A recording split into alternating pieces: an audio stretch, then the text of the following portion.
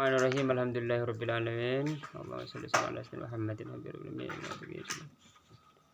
Al-Fatihah. Alhamdulillah minasyaitonir rajim.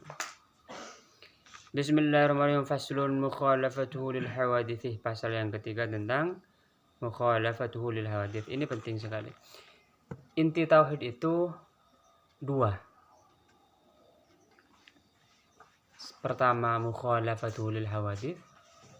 Yang kedua wahdaniyat. Ini penting. Karena mukhalafatul hawadits itu artinya Allah berbeda dengan makhluknya. Allah berbeda dari segi apapun. Begini. Yajibu lillahi 'alal mukhalafah li khalqihi ay adamul mumatsalah. Jadi Allah wajib, maksudnya wajib yang kemarin kalau dikatakan oleh akal itu tidak ada berarti menolak, berarti tidak menolak kalau dikatakan tidak ada. Harus wajib mukhalafah, berbeda dengan makhluknya, itu tidak sama. Jadi sifat wajib yang nomor 4 kepada Allah itu adalah sifat mukhalafatuhu lil hawadits, yang artinya Allah tidak sama dengan makhluknya, dengan yang baru. Yang baru artinya makhluk ini kan disebut yang baru, hadis yang baru, maksudnya dia tidak ada dulu baru ada. Jadi keberadaannya didahului ketiadaan. Baik zatnya, zat Allah itu berbeda dengan zat makhluknya. Zat itu, kalau zat kamu misalnya badan, zat kamu. Atau sifatnya, sifat Allah berbeda dengan sifat makhluknya. Kalau sifat kamu kan misalnya gemuk, putih, misalnya brewok, sifat itu. Dan perbuatan Allah beda dengan perbuatan makhluknya. Ini penting sekali dipahami. Jadi apapun yang ada di pikiran tentang zat Allah, ada bayang-bayang misalnya, bukan arti, atau sifat Allah begini begitu, atau perbuatan Allah begini, enggak. Jadi tidak ada yang tahu zat Allah kecuali Allah. Makanya tentang sifat Allah ini, sifatnya Allah itu, kita perbuatannya juga kita harus ngambil dari Al-Quran. Misalnya Allah mendengar, kan ada innallaha sami'un basir, bahwa Allah itu mendengar dan melihat. Seandainya kita nggak tahu sami'un basir itu, tetapi kalau Asy'ari kan digabung antara ayat Allah dan akal. Ini dalilnya, lau jaza kaunuhu mumathilan lahu lakana hadithan hudita mithlahu. Seandainya, ini dalil mukhalafatul hawadits, seandainya Allah itu sama dengan makhluknya, dengan yang baru, maka Allah berarti baru juga. Begitu. Seandainya ada persamaan Allah kepada makhluknya, berarti Allah juga baru juga.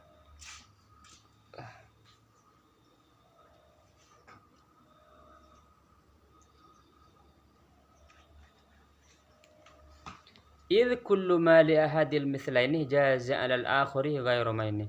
Karena setiap dua benda yang saling serupa, maka sifat benda yang satu juga sama terhadap benda yang lain.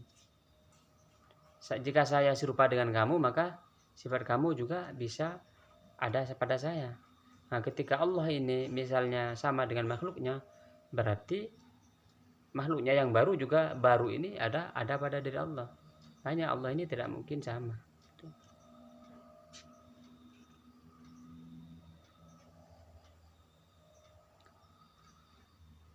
Makanya para ulama berkata bahwa iman kepada Allah itu mempunyai dua makna. Pertama, beriman kepada zatnya Allah, bahwa Allah itu berbeda. Yang kedua, iman kepada wahdaniyatnya Allah. Ulama berkata beriman ada dua. Ada dua Ada dua makna. Pertama, iman kepada zatnya Allah, dan iman kepada wahdaniyatnya Allah. Nah, iman kepada zatnya Allah ini yaitu mengetahui bahwa Allah itu zatnya Allah tidak menyerupai zat makhluknya, dan sifatnya Allah tidak menyerupai sifat makhluknya, dan semua yang engkau bayangkan di dalam pikiranmu maka Allah berbeda, tidak menyerupai hal itu. Nah, sedangkan iman kepada wahdaniyahnya Allah yaitu harus mengetahui bahwa Allah itu satu di dalam sifatnya, di dalam zatnya, dan di dalam perbuatannya.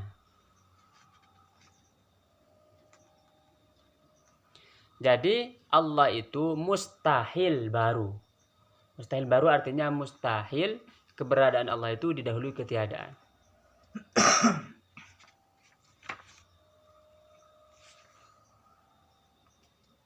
Mukhalafatul hadits. Nah, kalau di dalam keterangan lain, ini penting juga nih. Kalau dalam keterangan lain Allah itu, kan kemarin kan kita sudah belajar tentang jirim ya, benda. Perhatikan nih. Benda itu, nenek lihat ini. Apa nih? Buku kan? Ini buku. Ini ada apa nih? Kayu. Apa lenta apa namanya? Lidi, kayu lidi kan? Nah, kayu lidi ini sekarang ada di mana? Di bawah. Ada di bawah. Berarti ini kan benda, ini benda. Berarti benda kan bisa di bawah. Berarti Allah enggak di bawah. Sekarang lidi misalnya di atas nih. Atau ini di atas. Kita ada di atas lidi kan? Berarti Allah enggak di atas. Karena ini benda ini baru ini. Makhluk. Ini di samping. Berarti Allah enggak di samping. Lalu ini ada di dalam. Lidinya ada di dalam. Berarti Allah enggak di dalam. Lidi ada di luar. Berarti Allah enggak di luar. Gitu. Gitu enggak? Jadi Allah itu tidak memiliki arah. Tidak di atas, tidak di bawah, tidak di samping, tidak di dalam, tidak di luar. Di bumi juga Allah tidak di luar bumi, juga tidak di dalam bumi. Lalu di mana? Allah itu tidak mempunyai tempat. Karena sekitar 13,7 miliar tahun yang lalu itu tempat itu enggak ada, Allah ada. Jadi sebelum alam semesta ini ada semuanya, sebelum tempat ada Allah ada. Lalu di mana Allah? Maka pertanyaan di mana itu enggak relevan, bukan enggak usah, enggak seperti mempertanyakan apakah Allah itu ada dong. Enggak, apakah mata itu bisa mendengar? Bukan pertanyaan yang logis kan? Apakah mata mendengar? Enggak. Dijawab enggak juga bagaimana? Dijawab ya juga bagaimana? Mata kok mendengar? Kalau bisa apakah mata bisa melihat? Pertanyaannya. Tapi kalau apakah mata mendengar? Loh, gimana? Sama dengan Allah, apa ada di mana? Loh, aku ada di mana? Allah ada sebelum ada tempat.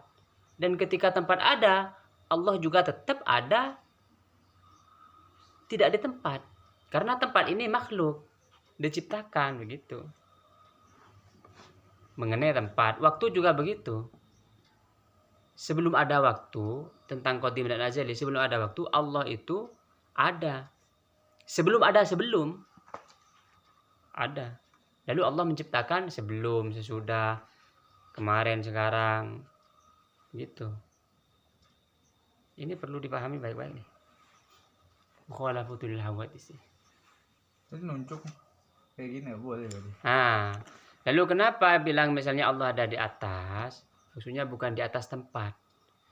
Bukan tempat tetapi kedudukan. Maha tinggi maksudnya. Nah, maksudnya Allah itu kalau kita bandingkan, ya ini sebenarnya hanya boleh dalam pelajaran. Kalau bukan pelajaran nggak boleh membanding-bandingkan. Presiden dengan menteri, tinggian mana? Presiden. Nah, padahal kalau diukur-ukur ada yang lebih tinggi dari Jokowi kan? Tinggi badannya, misalnya jenderal siapa tuh? Tapi tetap dibilang lebih tinggi Jokowi. Maksudnya tinggian bukan tinggi badan, tapi tinggi pangkat. Sama kepada Allah itu tingginya bukan tinggi badan, tapi tinggi pangkat. Lalu kedudukan Allah itu paling tinggi, bukan paling tinggi, sudah nggak bisa dibandingkan.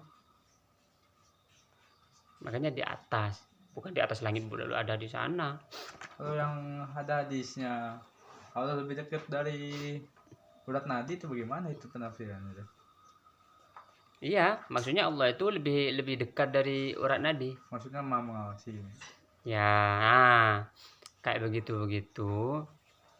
Ada dua cara, tafwid dan takwil. Takwil berarti. Tafwid berarti kita pasrahkan kepada Allah. Oh, tafwid berarti maksudnya itu. Tapi bisa kita takwil, misalnya pengetahuannya. Yang mana? Ambil aja semuanya. Begitu. Allah berada alal asyistawa misalnya begitu. Tafwid dan takwil. Surat Al-Hadid. Iya, begitu. Jadi kita istawa misalnya harus ada begini. Enggak boleh. Enggak boleh. Kayak yadullahi, tangan Allah. Itu ada ulama yang bilang yadullahi bukan tangan, tapi iyad. Jadi enggak ngartiin, enggak ngasih arti. Mukhalafatul hadis ini mutlak itu. Allah emang enggak ada sama sekali ini. Manusia ini berbentuk begini. Nanti di wahdaniyat juga. Nanti dijelaskan wahdaniyat Allah, wahdaniyat dalam zatnya. Kalau kita kan terdiri dari kepala, dari ini kan. Allah enggak terdiri dari apapun. Makanya wujud itu penting. Kita wujud ada dulu. Nanti di wahdaniyat ini seakan-akan Allah tidak ada. Karena tidak ada badannya. Tidak terdiri dari apa-apa, satu. Dan satu itu pun enggak sama seperti misalnya satu biji. Kalau satu biji misalnya kan masih bisa dipotong-potong kan. Allah enggak begitu. Enggak seperti misalnya atom. Enggak bisa juga dibilang bulat, enggak bisa dibilang begitu. Di wahdaniyat nanti zat kamu tasil fis sifat dan kamu fasil fis sifat. Jadi mukhalafatul hadis itu seperti itu. Kalau benda nih dia harus melewati waktu. Kalau bukan sekarang, kemarin atau besok. Allah ini enggak terikat waktu. Karena waktu itu makhluk, baru ada waktu ini sekitar beberapa belas miliar tahun yang lalu. Sebelum itu waktu enggak ada sebelum. Masih kehampaan mutlak. Nah, begitu. Jadi ini sudah logika itu sudah ngeblank ya, maksudnya kan memang logika kata kemarin kan ada sesuatu yang nggak bisa dicapai. Seperti bagaimana mendefinisikan warna, mendefinisikan rasa, begitu. Ini mukhalaful hadis begitu. Jadi semua sifat makhluk, gemuk, Allah enggak gemuk. Kurus enggak kurus. Bagaimana enggak bagaimana. Di mana enggak di mana, begitu. Jadi tidak ada tempatnya, tidak ada kaif. Lalu bagaimana untuk mengenal Allah? Ada 3 cara. Pertama dengan badan, maksudnya kita mengenal Allah itu mendekatkan diri kepada Allah itu dengan ibadah badan. Sholat, zakat, puasa, haji. Yang kedua pakai akal. Ilmu tauhid ini kan pakai akal nih. Kita menggunakan akal bukan berarti kita meninggalkan ibadah badan. Kita tetap sholat, zakat, puasa, tapi kita gunakan akal kita untuk semakin memahami Allah. Kan ini dicari definisinya nih, definisi wujud kita bakok, definisi Allah juga ada. Cuman definisinya itu bukan had, tapi rosem. Kan sudah kemarin antara had dan rosem ta'rif kan? Ta'rif had dan rosem kan sudah. Seperti manusia hayawanun natik berarti had. Kalau khailun kuda itu seperti sebagai hayawanun yang beringkik, tirosem. Pokoknya begitu kan. Makanya definisi tauhid itu rosem ini dicari itu definisinya apa semuanya, definisi Allah, definisi wujud kita dan bakok semuanya. Akhirnya apa definisi Allah itu? Apa? Ismun, nama, liwajibil wujudi, untuk zat yang wajib ada, gitu. Al mustahiq li jami'il mahamidi, yang berhak untuk semua pujian-pujian, al mutanazzah, yang disucikan dari semua naqais, kekurangan. Itu definisinya, definisi Allah itu had, bukan had tapi rosem, itu ta'rif bil rosmi. Ta'rif hanya untuk memuaskan pencarian kita. Masa Allah ismun, nama doang? Nah, makanya nanti ada perdebatan antara nama dan al-ismu dan musamma. Nama dan benda yang dinamai itu. Kayak api dan apinya. Apakah api dan apinya itu sama? Ada yang bilang enggak sama. Karena kalau ditulis api, ini tulisan api enggak terbakar. Seandainya nama api dan api sama, kita kalau nulis api langsung terbakar, begitu. Tapi ada yang bilang sama. Karena sabbihisma rabbika. Allah sabbih. Bertasbihlah kamu isma rabbika, kepada nama Tuhan. Kamu bertasbih kepada nama atau kepada Allah? Nah, bagaimana? Maka dikompromikan. Kalau yang dimaksud dengan nama itu lafal berarti enggak sama. Tapi kalau yang dimaksud dengan nama itu adalah hakikatnya berarti sama antara nama dan musamma. Begitu. Jadi itu pencarian logika manusia itu. Makanya ada idrakul mufrad, ada tasdik, ada tasawur. Itu mantik itu. Tasdik, idrakul mufrad, tasawur, idrakul murakkab kan. Jadi mufrad itu definisinya dicari semua. Saya belajar bahasa. Saya apa? Belajar apa? Bahasa apa? Allah ada. Allah apa? Ada apa? Itu pencarian, dicari kok Allah apa sih? Akal manusia ini nggak puas dicari Allah apa, dicari. Akhirnya ngeblank. Akal nggak bisa. Akal ini bisanya cuman Allah itu adalah ismun liwajibil wujudi kan, nama. Maka akal ini untuk mendekatkan diri kepada Allah udah nyampe situ. Makanya Asy'ariyah itu selain akal juga harus dibantu dengan firman Allah. Maka untuk mendekatkan diri kepada Allah dengan ibadah badan, juga dengan ibadah badan, juga dengan ibadah akal. Yang ketiga, dengan ibadah hati, pakai berzikir, pakai thariqah, harus ada gurunya. Nah, kalau dalam thariqah karkarnya itu dia pendekatannya dengan cahaya. Allah nurus samawati, Allah adalah cahaya langit dan bumi. Tapi harus paham dulu mukhalafatul hawadis itu harus paham. Apa mukhalafatul hawadis misalnya? Allah tidak sama. Nah, maka yang dimaksud cahaya itu apa?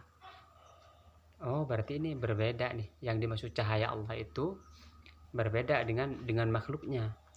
Jadi kalau ketika hati ini bermusyahadah, menyaksikan, makanya dalam zikir itu kan dia harus merem atau di ruangan gelap. Nanti ketika menyaksikan cahaya Allah dengan hatinya, faham bahwa cahaya yang dimaksud Allah itu mukhalafatul hawadis. Bahwa cahaya Allah itu mathaluh nurihi, sifat dari cahaya itu dari sifatnya misalnya. Jadi kalau masalah cahaya itu yang penting kita tahu bahwa cara mendekatkan diri kepada Allah itu 3. Dengan badan, ibadah badan. Setelah itu dengan ibadah akal, lalu dengan ibadah hati. Ibadah hati ini, cara ibadahnya itu membuang kesombongan, membuang apa tadi yang di akhlak tuh, kita mempunyai sohibul fadli. Nggak sohibul fadli, kalau nolong orang, oh sayang nolong nih. Minta balas budi itu harus dihilangkan tuh di sini.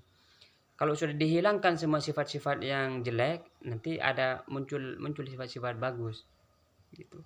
Nah, setelah muncul sifat-sifat bagus, ada syukur, ada sabar, ada berbaik sangka, nanti akan mengenal Allah dengan sendirinya. Tapi harus ada gurunya. Oh, semua ini adalah perbuatan Allah Subhanahu wa taala. Ditonjok orang, ya Allah, saya ditonjok oleh Allah, begitu. Iya, karena semua perbuatan ini nanti di tauhid itu di tauhid di wahdaniyat, semua perbuatan ini adalah perbuatannya Allah. Tapi nanti di wahdaniyat ya. Sekarang kan mukhalafatul hawadis. Tapi maksudnya ditonjok, oh ini ditonjok Allah, maksudnya soal hakikatnya. Hakikatnya karena semuanya ini kan tawahum, artinya ini sebenarnya delusi bahwa ada, sebenarnya enggak ada. Nanti di tingkat di wahdaniyat insyaallah, atau qiyamuhu bi nafsihi mungkin nanti setelah ini kan qiyamuhu bi nafsihi. Sekarang mukhalafatul hadis itu kita harus tahu bahwa Allah itu benar-benar berbeda dengan makhluknya. Kita benar-benar tidak memahami Allah kecuali Allah yang memperkenalkan diri kepada kita. Begitu.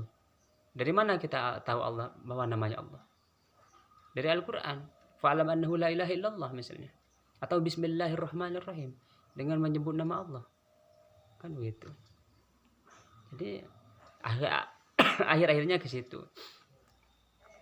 Jadi kita harus memahami bahwa akal itu mempunyai batasan, tetapi mempunyai kekuatan yang sangat super power.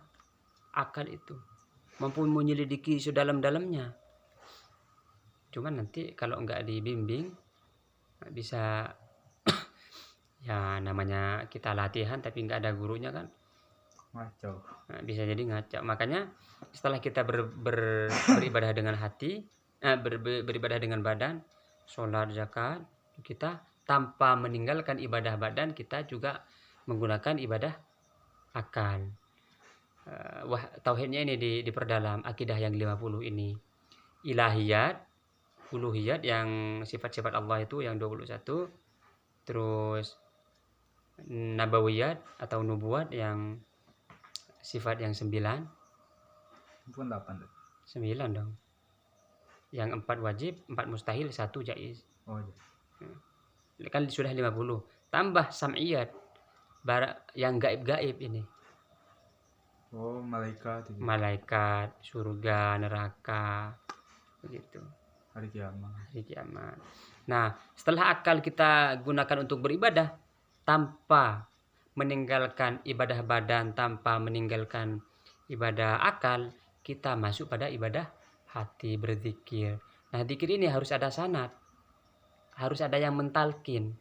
Maksudnya mentalkin itu ada gurunya ini sudah mengamalkan zikirnya. Karena sudah mengamalkan zikirnya berarti karena orang yang mengamalkan apa yang dia ketahui, Allah akan memberikan ilmu yang enggak dia ketahui.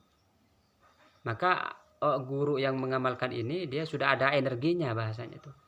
Kalau listrik ada strumnya. Nah, maka dikasihlah zikir ke murid, ditalkinkan.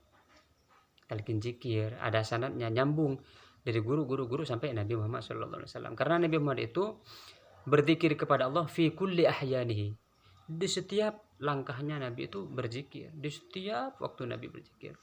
Nah, ibadah zikir itu di hati terus dizikirkan hingga mengenal Allah begini.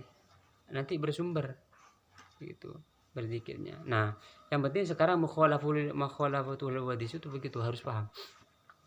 Makhluk ada bentuknya, Allah tidak berbentuk. Begitu. Makhluk ada dimensinya. Dimensi 1, 2, 3 Allah enggak berdimensi. Allah berbagian-bagian, Allah enggak ada bagian-bagiannya. Makhluk berwarna, Allah enggak berwarna. Pokoknya terus tidak-tidakkan semua. Maka mukhalafatul hawadis ini seakan-akan nanti Allah tidak. Tetapi nanti harus ada Allah wujud, Allah ada. Makanya la ilaha, tidak ada Tuhan. Tuhan ini ada di level paling tinggi. Di bawah Tuhan misalnya, kalau kita biar karena ada yang bilang untuk belajar iman itu harus kafir dulu. Maksudnya kafir bukan harus kita beragama lain, bukan. Maksudnya kita harus menelanjangi keimanan kita. Jadi la ilaha tidak ada Tuhan ini di level paling tinggi. Di level bawah-bawahnya misalnya bentuk semuanya sifat semuanya dinafikan, jabatan, keinginan, kehendak, semuanya.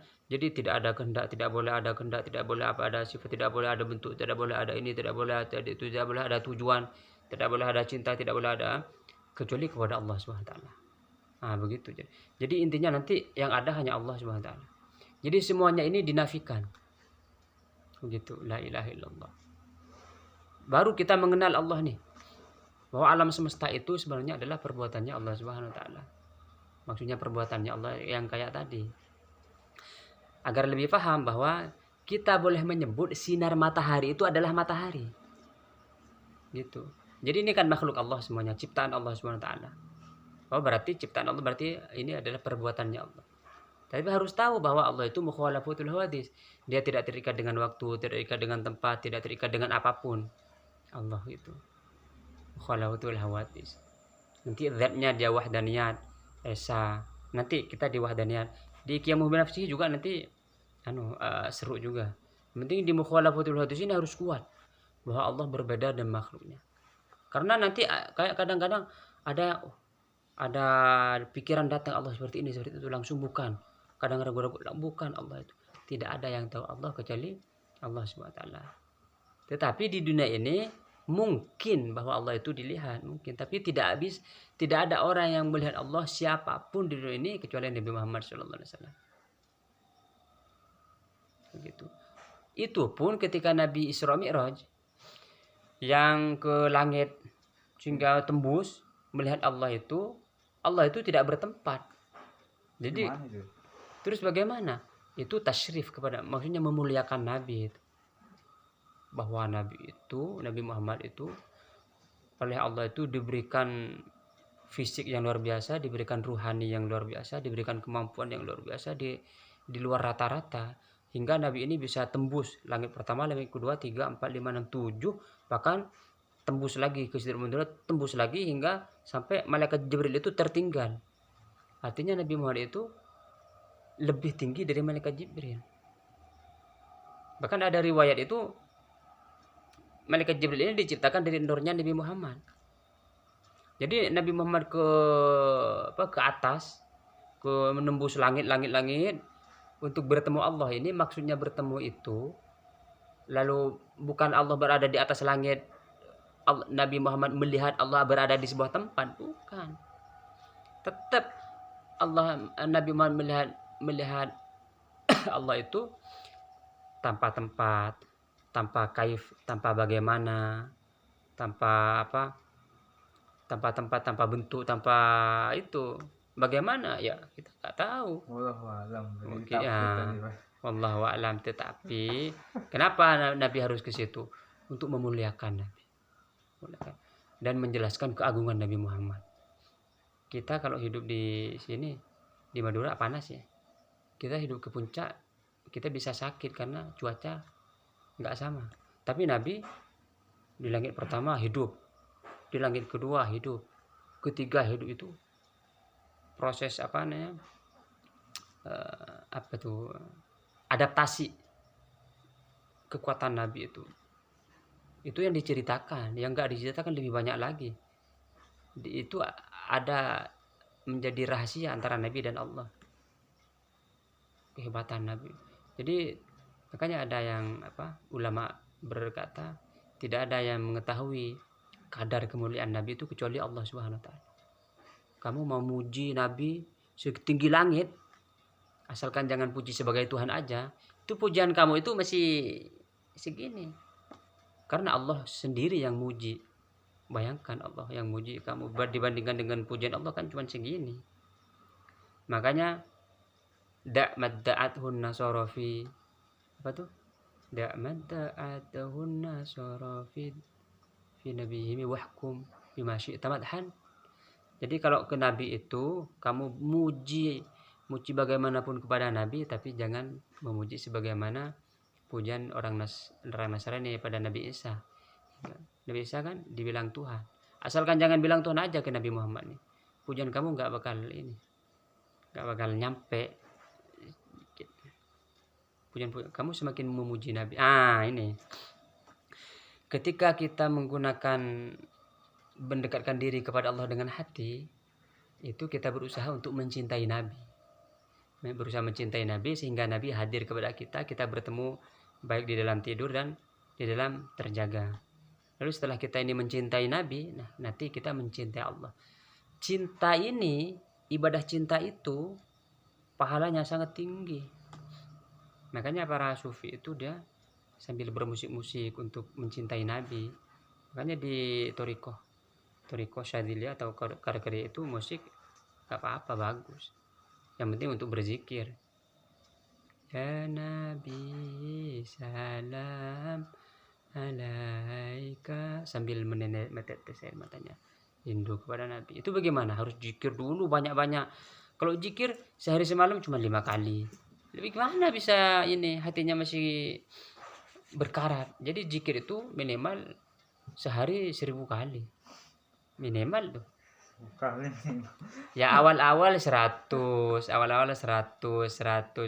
nanti haus cuma 100, terus begitu, nambah, tapi harus ada gurunya yang begini. Kalau gak ada gurunya bisa gila. Tapi kalau sholawat enggak. Kalau sholawat dikencengin, enggak harus ada gurunya. Kalau sholawat Al-Quran misalnya. Jadi kalau kamu misalnya yang niatnya ini sih sebenarnya, yang niatnya jelek atau yang niatnya enggak bener, yang gila tuh Tapi juga ada intinya kalau begini harus ada gurunya kalau yang ibadah kalau yang thariqah. Biasanya dia ke thariqah kalau di itu kan yang mu'tabar. Yang di Jatman tuh. Nah, jadi mukhalafatul hawadits sih begitu. Allah tidak sama dengan makhluknya. Tidak. Tapi kita kalau bukan dalam pelajaran ini nggak boleh. Makhluk berbentuk, Allah tidak berbentuk, kan begitu. Paham ya? Jadi sifat-sifat makhluk semuanya ini tidak sama dengan Allah, itu tidak sama dengan makhluk. Mukhalafatul lil hawadits. Gitu. Ini sebenarnya banyak anunya. Dalam banget ini. Saya dengan kamu dekat nih. Kalau kamu ke sana kan jauh. Nah, dekatnya Allah dengan kita beda. Bukan dekat secara jarak. Gitu. Kalau saya dengan kamu semakin dekat begini, semakin begini mendekat kan, Allah enggak begitu. Ya Allah ada dimanapun itu tetap aqrabu ilaihi min hablil warid. Kalau saya dengan kamu dekat, bisa jadi dengan ustadz yang lain jauh kan. Tapi Allah dimanapun tetap aqrabu ilaihi min hablil warid, tetap lebih dekat dengan urat nadi semua orang. Walaupun orang ini berbeda-beda, tapi Allah tetap satu. Bagaimana? Ini khusus untuk Allah saja yang bisa begitu-begitu. Kalau saya dekat ke kamu, bisa jadi ke sana jauh dong, ya kan? Nah, sifat yang begini ini khusus untuk Allah. La yastawi qurbu qurbal kedekatan Allah itu tidak sama dengan kedekatan makhluknya. Ini kalau diperinci ya, menarik nih. Misalnya Allah tidak berada di dalam bumi, tidak ada di luar bumi. Allah itu tidak sama dengan makhluknya dan tidak ada makhluk yang sama dengan Allah. Terus seperti itu. Di Ihya itu agak terperinci, bagus. Ada bagian-bagian kalau makhluk ada bagian-bagiannya, Allah tidak ada bagian-bagiannya. Kalau ada yang berzat satu, Allah tidak berzat satu, tapi Allah Maha Esa gitu. Nanti di wahdaniyat sekarang mukhalafatul hawadits, bahwa Allah itu tidak sama dengan makhluknya. Sifat-sifatnya pun juga begitu. Zatnya, perbuatannya juga begitu. Kalau misalnya kamu makan sekarang, besok makan. Ini di wahdaniyat sebenarnya kan, jadi kamu makan sekarang, besok makan. Kekuatan yang kamu pakai untuk makan sekarang dan kekuatan yang dipakai untuk makan besok itu berbeda. Tetapi Allah menciptakan saya dan menciptakan kamu itu pakai satu kudrat. Begitu. Di wahdaniyat berarti ini. Itu kan sudah gimana ya? Ciptakan alam semesta ini, semua ini pakai satu kudrat. Kalau kamu sekarang melihat 10 detik lagi melihat, itu kekuatan kudrat yang digunakan beda. Mungkin yang tadi 5 menit 5 watt, yang sekarang 1000 watt. Kalau Allah sama, satu kudrat tetap. Bukan. Jadi kemampuan kudrat untuk menciptakan ini, untuk menciptakan kamu, untuk langit bumi, semuanya satu kudrat. Enggak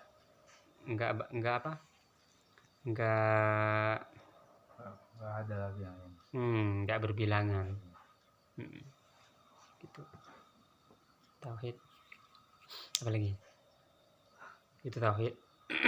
Lanjut apa? Udah. Tauhid aja. Selanjutnya qiyamuhu bi nafsihi. Besok aja.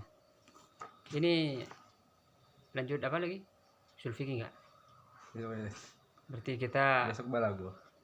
Oh, besoknya ulangi lagi. Sekarang ini doang. Iya. Mukhalafatul hawadits. Bismillahirrahmanirrahim.